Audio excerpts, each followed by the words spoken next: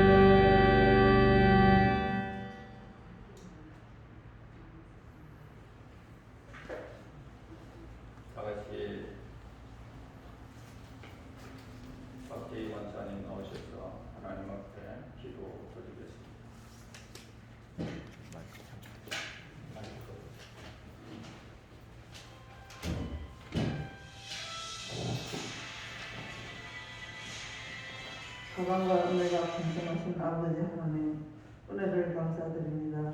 지난 한 주간도 지켜주시고 보호하셔서 이렇게 비대면으로라도 주일 예배를 드리게 있게 하시니 감사합니다.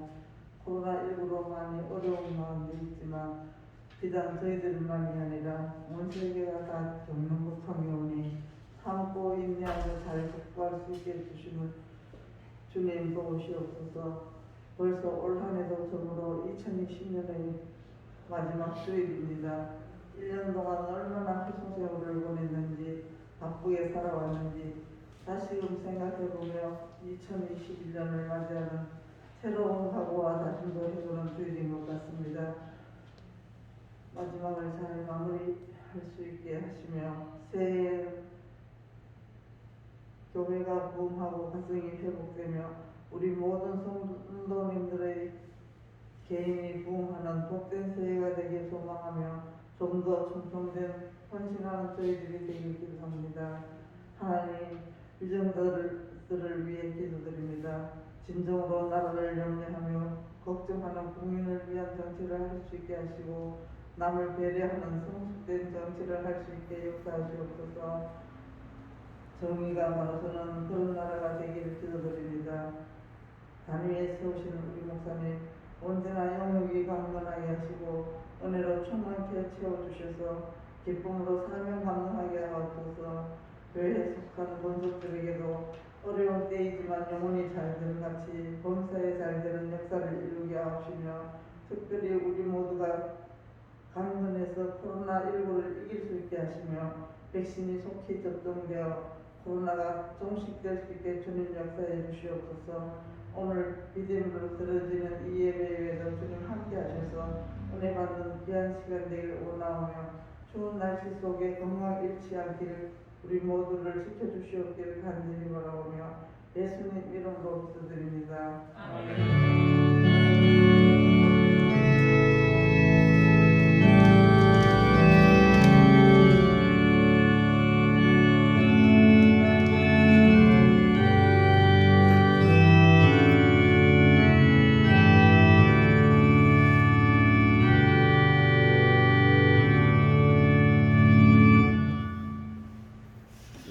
코로나로 지금 집에 계시는 우리 성도님들 몸 조심하시고 건강을 잃지 않도록 해주시기 바랍니다. 10월 3일까지는 그렇게 비대면으로 될 것 같습니다. 1월달 11조 드립니다. 김현수 장로님, 장고은 성경금 김현수 장로님 주일금 드렸습니다. 기도합니다. 하나님 은혜 감사합니다. 여기에 하나님을 향하는 마음에 담은 물질을 바칩니다. 하나님 받으시고 저들의 생애를 복되게 하셔서 이 땅에 하나님께서 살아가는 날 동안 육신의 건강을 잃지 않게 하시고 말씀의 기쁨 속에 살아가게 하시되 영육을 강건케 붙들어 주시고 물질의 부양과 자손의 번영을 주셔서 하나님께 영광되게 하옵소서. 우리 장고은 하나님의 선하신 뜻 안에서 예수님을 찬양하며 이렇게 드렸습니다. 이 아이의 아름다움을 주께서 받으시고 앞날에 선하신 길로 복된 길로 하나님 인도하여 주시옵소서. 오늘도 하나님 말씀 듣는 이 귀한 시간이 성령 안에서 전거되기를 원하옵고 예수님 이름으로 기도하옵나이다. 아멘. 하나님의 말씀은 요한복음입니다. 5장입니다. 10절에서 18절 말씀을 제가 강독해 올리겠습니다. 유대인들이 병나은 사람에게 이르되 안식일인데 네가 자리를 들고 가는 것이 옳지 아니하니라. 대답하되 나를 낫게 한 그가 자리를 들고 걸어가라 하더라 하니 그들이 묻되 너에게 자리를 들고 걸어가라 한 사람이 누구냐 하되 고침을 받은 사람은 그가 누구인지 알지 못하니 이는 거기 사람이 많으므로 예수께서 이미 피하였습니다. 그 후에 예수께서 성전에서 더 사람을 만나 이르시되 보라 네가 나았으니 더 심한 것이 생기지 않게 다시는 죄를 범하지 말라 하시니 그 사람이 유대인들에게 가서 자기를 고친 이는 예수라 하니라. 그러므로 안식일에 이러한 일이 행하신다 하여 유대인들이 예수를 박해하게 된지라. 예수께서 그들에게 이르시되 내 아버지께서 이제까지 일하시니 나도 일한다 하시며 유대인들이 이로 말미암아 더욱 예수를 죽이고자 하니 이는 안식일을 범할 뿐만 아니라 하나님을 자기 친아버지라 하여 자기를 하나님과 동등으로 삼으심이로라. 아멘. 오늘 말씀은 본질을 잃으면 다 잃는다는 제목으로 말씀을 드리겠습니다. 예루살렘 성 양문 곁에는 베데스다라고 하는 연못가에 발생한 사건은 단지 예수님이 38년 된 그 환자를 낫게 하셨다는 단순한 사건만이 아니라 구약 종교의 기대와 희망인 메시아의 도래와 약속의 성취였던 것입니다. 베데스다 연못가에는 수많은 불치의 병, 환자가 모여있던 그 모습은 단적으로 구약 종교를 말해주는 것입니다. 그곳에 예수님이 출연하셔서 38년 된 환자를 치유하신 이 사실은 이미 구약 종교가 끝났음을 선포한 것이었습니다. 구약 종교는 항상 목마름이었습니다. 그리고 예수님이 이 땅에 오심으로써 모든 것이 끝난 것입니다. 유대 신앙의 이 상징인 예루살렘 성전은 예수님의 이 성전을 허물라 그랬습니다. 그러면은 내가 3일 만에 다시 세우겠다 라는 말씀으로 마침표를 찍는 것을 보게 됩니다. 여러분, 예루살렘 성의 양문은 예수님이 내가 양의 문이라 라는 말씀으로 끝난 것입니다. 그래서 베데스다 이 연못물을 마셨던 수많은 환자들의 그 갈증은 내가 주는 물을 마시는 사람은 영원히 목마르지 않을 것이다. 내가 주는 물은 그 사람 안에서 계속 솟아올라 영생에 이르게 하는 그런 샘물이 될 것이라는 그런 예수님의 말씀이었습니다. 여러분, 예수님께서 이 땅에 오심으로써 마침내 이 구약 종교는 끝이 나고 제사 행위가 막을 내렸던 것입니다. 그래서 구약의 창세기를 보면 사람이 태어나 몇 년을 살다가 죽고 또 몇 년을 살다가 죽고 하면서 계속 죽음으로 이어지는 모습을 보게 되어집니다. 그런데 이 신약의 마태복음을 보면은 누가 누구를 낳고 또 누가 누구를 낳고 하면서 탄생을 이어지는 모습을 보게 되어집니다. 이 구약은 죽는 종교이고 신약은 사는 종교임을 말씀해 주고 있습니다. 그래서 예수님이 이 땅에 오심으로 해서 어두움과 죄악과 사탄의 역사는 끝이 난 것입니다. 그래서 베데스다 연못가에 38년 된 환자를 치유하신 이 사건을 통해서 이 사실을 알 수 있습니다. 그러나 이 좋은 사건의 느낌이 썩 좋지 않은 그런 단어 하나가 우리가 보게 되어집니다. 그래서 이 구절에 보면은 그 사람이 곧 나아서 자리를 들고 걸어가니라. 이날은 안식일이니 라고 안식이라는 단어가 나옵니다. 여러분, 예수님이 환자를 치유하신 날은 안식일이었던 것입니다. 구약 종교의 특징은 한마디로 안식일 엄수와 할례였던 것이죠. 따라서 안식일에 환자를 치유하신 것은 유대 사람들에게 예수님을 공격할 수 있는 빌미를 제공한 것입니다. 그래서 예상대로 유대 사람들은 그 사실을 그냥 지나치지 아니하고 안식일에 환자를 치유하신 이 사실에 문제를 삼아서 꼬투리를 잡는 모습을 보게 되어집니다. 그래서 오늘 10절에 보면은 유대인들이 병난 사람에게 이르되 안식일인데 네 자리를 들고 가는 것이 옳지 않다 라고 그렇게 말을 하는 모습을 보게 됩니다.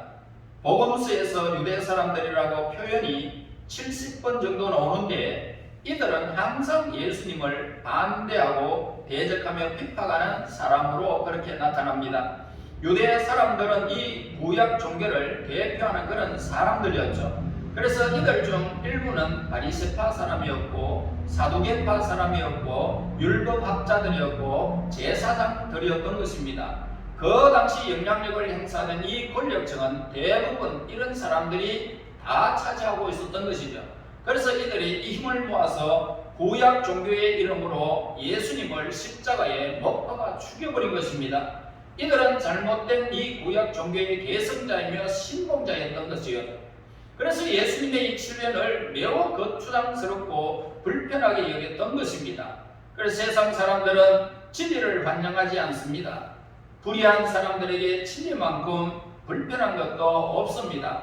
당시 사회에서 예수님의 출현은 유대 사람들의 그런 존재 가치가 끝났음을 의미한 것입니다. 따라서 유대 사람들은 예수님의 출현을 필사적으로 막으려 했던 것입니다.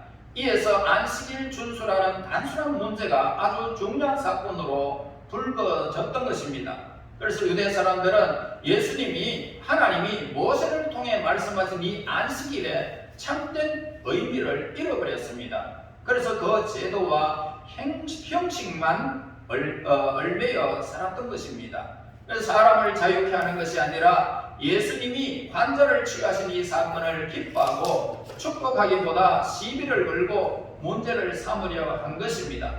지금도 우리 주변에는 서로 축복할 일인데도 오히려 그것을 핑계를 삼아서 나라나 이 사회 그리고 단체 등을 뒤집으려고 하는 기회로 여기는 사람들이 항상 우리 주변에 지금 존재하고 있습니다. 유대 사람들은 38년 된 이 환자가 일어나 자리를 들고 걷게 된 이 감격과 기쁨은 전혀 관심이 없었습니다. 또한 환자를 치유하신 예수님의 사랑과 능력과 감동하고 이 경외를 표하는 그런 모습도 보이지 않고 있습니다. 그들의 관심은 오직 뭡니까? 자기들의 그 밥그릇 챙기기에 급급했다는 것입니다. 자신들의 돈이 실추할까봐, 영향력이 감소될까봐 기득권을 누려온 그의 형식화된 고약 종교를 험침내는 일에 분노하고 있었을 뿐이라는 것입니다. 11절과 12절입니다.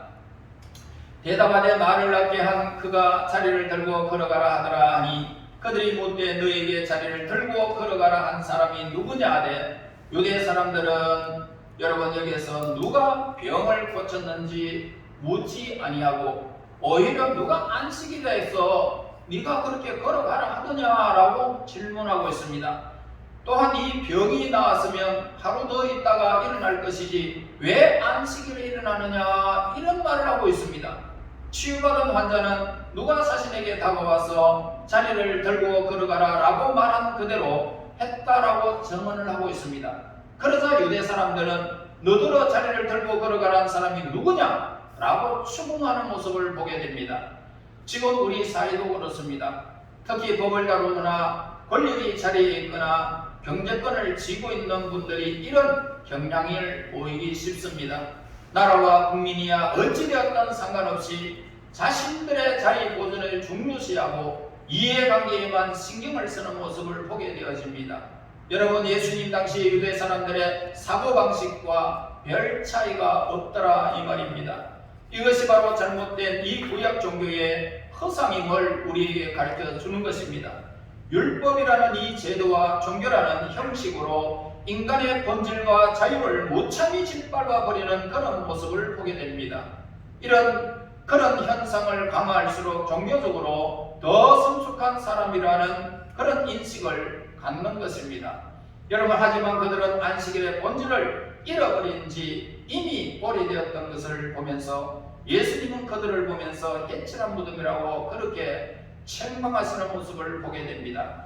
13절 보시면 고침을 받은 사람은 그가 누구인지 알지 못하니 이는 거기 사람이 많음으로 예수께서 이미 피하였습니다 라고 했습니다. 여러분 예수님은 말씀으로 환자를 고치시자 사람들이 몰려드는 바람에 조용히 그 자리를 피하셨기 때문에 예수님에 대해서 잘 모르고 있는 것입니다. 여기서 우리는 또 한 가지 사실을 알 수 있는데 예수님은 사람한테서 영광이나 칭찬이나 인기를 얻는 일에 관심이 전혀 없었다라는 사실을 보게 됩니다. 예수님의 관심은 오직 병이 오래된 것을 그저 팔자로 돌리고 사는 믿음 없는 한 영혼에게 있어서 그를 불쌍히 여겼었다는 것입니다. 그래서 우리는 이 제도나 형식이나 권력이나 인기 등에 너무나 많은 관심을 가지고 있습니다. 도시 문명 속에서 한없이 살다가 죽어가는 작은 자들에게는 별로 관심을 보이지 않고 있습니다. 공룡 같은 권력 집단으로 말미암아 무참하게 짓밟히는 서민들에게 별로 애정을 갖지 않는 이유는 그들한테서 큰 이득을 얻으리라고 생각하지 않기 때문입니다. 14절 보세요. 그 후에 예수께서 성전에서 그 사람을 만나 이르시되 보라 네가 나았으니 더 심한 것이 생기지 않게 다시는 죄를 범하지 말라 하시니. 여러분, 예수님은 몰려드는 사람들을 피하셨다가 소요가 찾아지자 성전에 오셔서 치유한 그 사람을 다시 만나시는 모습을 보게 되어집니다. 여기서 우리는 치유 곧 병 고치는 것에 관한 아주 놀라운 사실을 발견할 수 있는데요. 육신의 질병을 고치시는 것은 치유의 절반 정도에 불과하다는 사실을 알 수가 있습니다. 만약 예수님의 지상 사역이 병 고치는 것으로 그 역할이 끝이 났다면 의사나 병원과 별다를 바가 없는 의료 행위에 불과했을 것입니다. 육신의 치료가 필요 없다는 말이 결코 아닙니다. 우리는 배부르고 등 따뜻해야 한다라고 사람들은 말합니다. 물론 사람이 배고프면 행복할 수 없지만은 배부르다고 행복한 것은 결코 아니다는 것입니다. 사람이 질병에 걸리면 비참해지고 불쌍해진다는 것입니다. 질병은 완치돼야 합니다. 하지만 사람이 육체적으로 건강하다라고 행복한 것은 결코 아닌 것입니다. 마음과 나의 영혼이 건강하고 행복해야 진정한 행복이 있다 이 말입니다. 여기서 치유의 온전한 의미를 예수님께서 우리에게 가르쳐 주신 것입니다. 병원에서 육체의 질병이 완치된다 하더라도 진정한 의미에서 반죽은 바로 치유라는 것입니다. 예수님은 그 영혼까지 치유하셨습니다. 예수님은 이미 병을 고쳐주신 그 사람을 만나서 정신적으로 영적으로 다시 치유해 주셨습니다. 치유에는 세 단계가 있습니다. 우선 육체적인 치유가 있고요. 사람은 모든 질병과 육체적 불균형 속에서 자유해야 하는 것입니다. 그보다 더 중요한 치유는 뭐냐면 정신적인 것입니다. 방황하고 좌절하고 허무 속에 빠지고 무의미하게 정신적인 것이 오늘 우리 주변에 너무 많다 이 말입니다. 가장 높은 단계가 뭘까요? 이런 치유보다는 더 높은 단계는 영적인 치유라는 것입니다. 죄와 사탄과 죽음의 문제가 완전히 해결되지 아니하면 이 땅에서 온전히 눈을 감을 수가 없습니다. 불안합니다. 죽음이 두렵습니다. 그러므로 우리는 이 영적인 문제가, 죄 문제가 해결되지 아니하면 너무나 고달픈 인생을 영원히 살아가야 하고 비참한 인생으로 영원히 살아가야 하는 것입니다. 예수님은 조용히 그 사람을 만나서 더 심한 질병이 생기지 않도록 다시는 죄를 짓지 말라라고 온전한 치유의 역사를 이루신 것입니다. 질병의 원인은 여러 가지가 있죠. 첫째 뭐냐? 자신의 잘못이나 유전이나 환경적 요인으로 병에 걸릴 수가 있다는 것입니다. 좋지 못한 생활 습관을 갖고 있거나 자신을 혹사해서 일하면 병들 수 있다는 것입니다. 또한 부모의 유전으로 병에 걸릴 수도 있습니다. 그리고 오염된 환경에 있어도 병들 수가 있습니다. 그 다음에 두 번째로는 자신의 잘못이나 유전이나 환경적 요인이 없어도 하나님의 영광을 위한 그런 병도 있다는 것을 우리에게 가르쳐 줍니다. 특별히 욥은 하나님의 영광을 위한 심각한 고통을 겪으면서 적신으로 나왔으니, 다시 말해서 내가 빨가벗고 어머니 뱃속에서 나왔으니 나는 빨가벗고 모든 것을 놔둔 채 하나님께로 갈지라. 하나님 주신 자도 하나님이고 또한 취하신 자도 하나님이오니 하나님의 나를 통하여 영광을 받으소서라고 했습니다. 그러므로 육신의 질병이 왔지만 하나님께 영광 돌리는 그런 질병이 있다 이 말씀입니다. 그 다음에 세 번째로는 죄의 결과에 병에 걸릴 수도 있다는 것입니다. 이것은 영적인 문제를 가르치고 있는데요. 예수님은 38년 된 이 환자에게 세 번째 경우를 경고하신 것입니다. 죄를 많이 지은 사람은 그 대가에 병에 걸릴 수 있다 이 말씀입니다. 따라서 우리가 질병에 걸렸을 때에 과거에 지은 죄를 속히 회개할 경우도 있다 이 말씀입니다.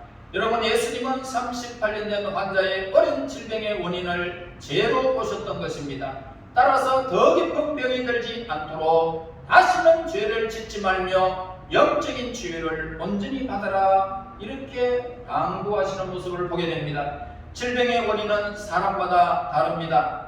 또한 치료법도 각각 다릅니다. 만약 유전적이고 환경적인 요인으로 병이 든 사람이라면 예수님은 그에게 잠 잘 자고 음식 조절을 잘하고 열심히 운동하고 항상 몸을 깨끗이 하라는 치료법을 주셨을 것입니다. 그리고 하나님의 영광을 위한 질병이라면 계속 아파해라 라고 말씀하셨을 것입니다. 저 고난을 겪고 난 후에 그 결과로 모든 사람에게 하나님의 영광을 보여주라 라는 그런 뜻입니다.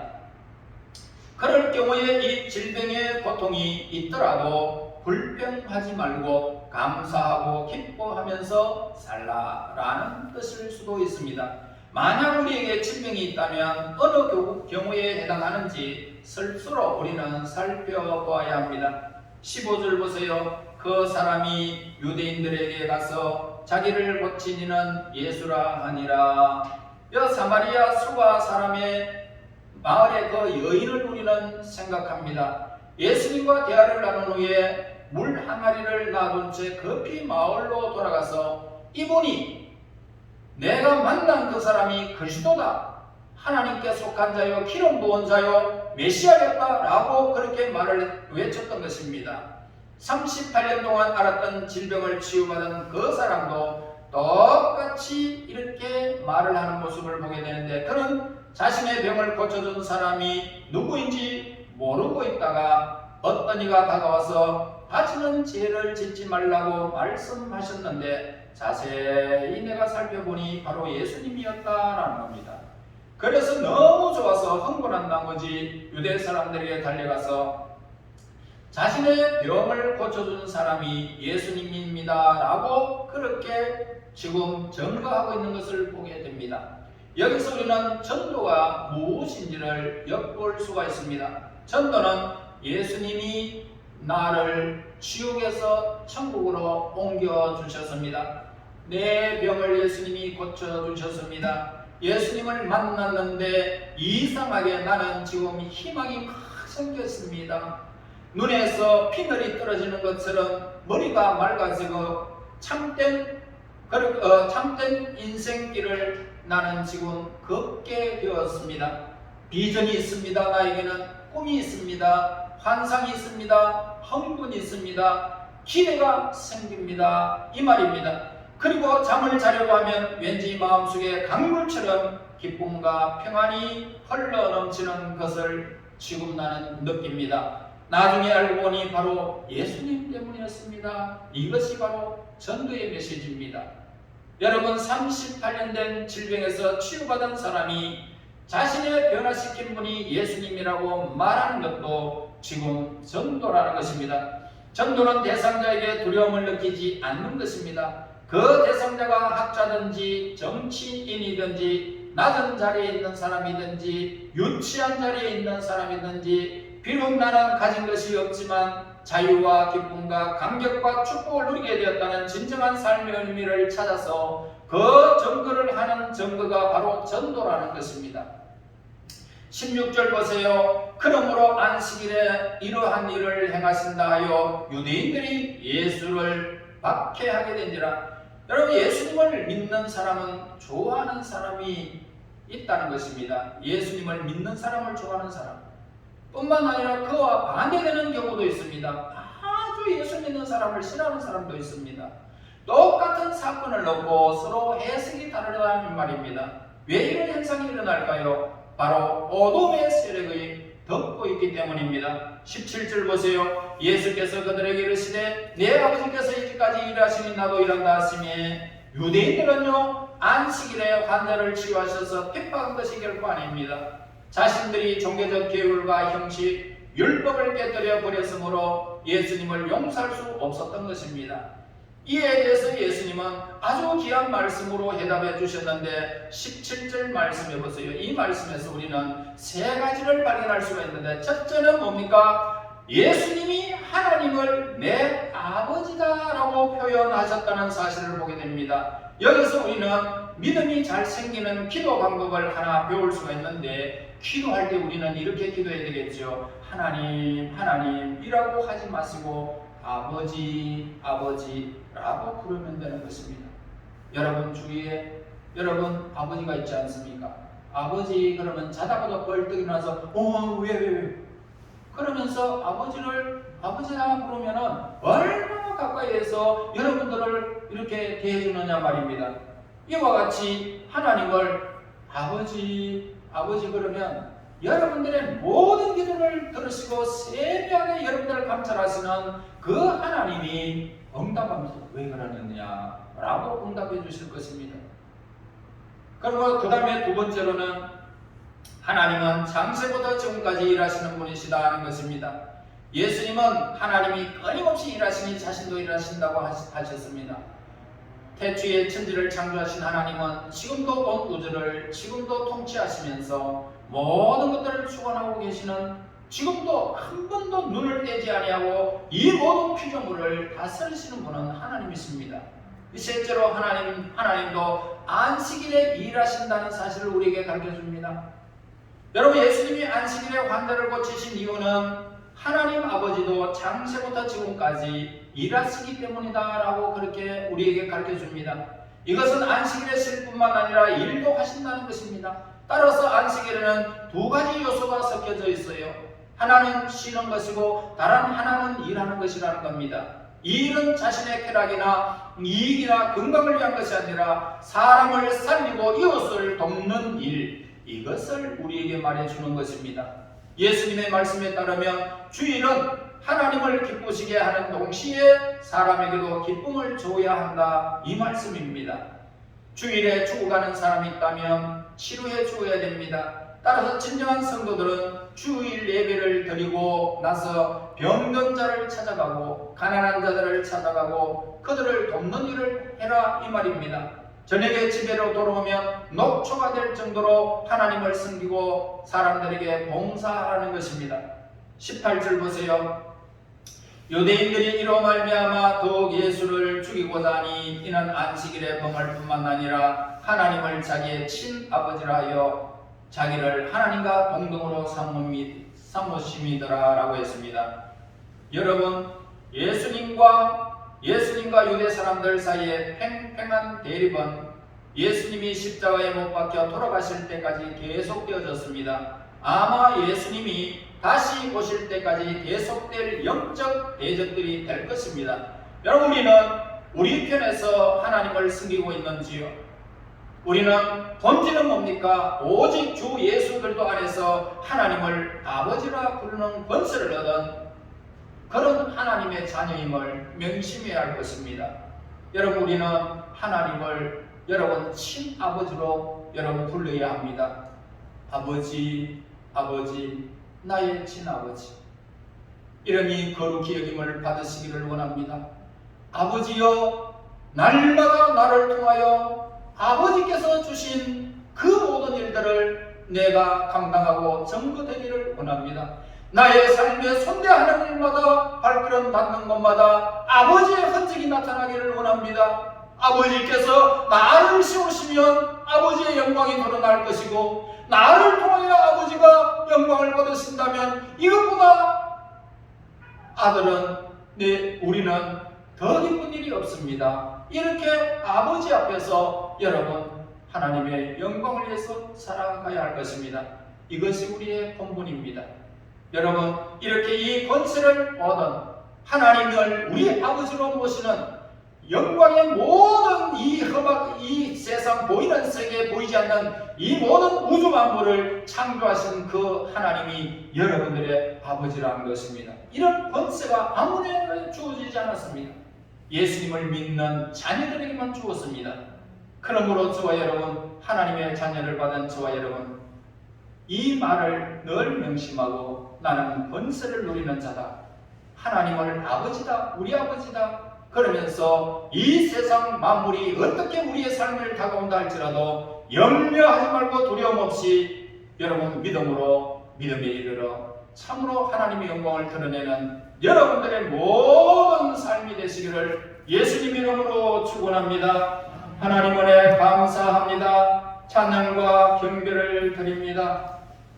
예수 그리스도 안에서 영육을 치유를 받고 하나님 앞에 이렇게 예배할 수 있는 자녀의 특권을 주신 하나님께 영광을 돌립니다. 우리 하나님의 자녀들이 오늘 모든 믿음에 굳게 서서 이 땅에 이 권세를 받은 자로서 두려움 없이 이 세상을 살게 하시고 믿음의 권세를 가지고 하나님의 자녀답게 하나님의 영광을 위하여 남은 모든 시간마다 그 영광을 드러내는 복된 자녀들 되게 인도하여 주시옵소서. 예수님 이름으로 기도하옵나이다. 아멘. 찬송가 306장입니다.